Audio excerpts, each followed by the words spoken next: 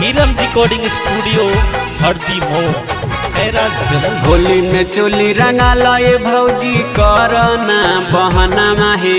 होली में चोली रंगा लाए भौजी करना बहाना माहे। नाता जबरदस्ती तोहर रंगा बजो बना माहे। नाता जबरदस्ती तोहर रंगा बजो बना माहे। साल भर के पर्व है भौजी करना बहाना माहे। साल भर के पर्व है भौजी कर नहीं बहाना माहे। नाता जबरदस्ती तोहर रंगा बजो बना माहे।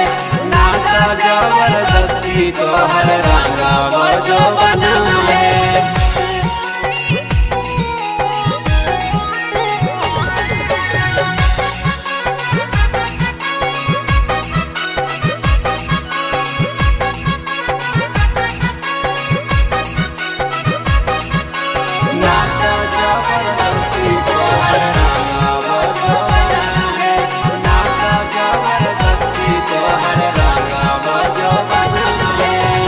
होलिया के माजा भौजी लेबे दतनी सटके। काहे तू रह भौजी देवरन से हटके। देवरन से हटके होलिया के माजा भौजी लेबे दतनी सटके। काहे तो रह भौजी देवहरन से हटके। फैल नहीं कर है भौजी बहनल सब पलन माहे। फैल नहीं कर भौजी बहनल सब पलन माहे।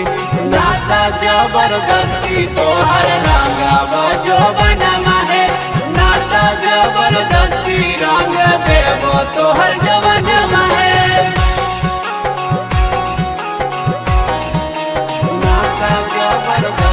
तोहर रंगा बजो बना माहे।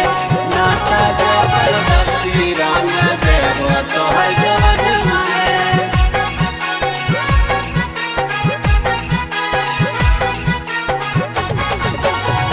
फगु के दिन नहीं करइन का रहे। देखिए के रोबो है पिचकरिया हमार है। पिचकरिया हमार है। फगुओ के दिन नहीं करइन का रहे। देखिए के रोबो है पिचकरिया हमार है। बिगड़ है मन सुनी के राहुल विराज के गाना माहे। पप्पू पर ताप के भौजी माना तो कहना माहे। नाता जबरदस्ती तोहर रंगा बजो बना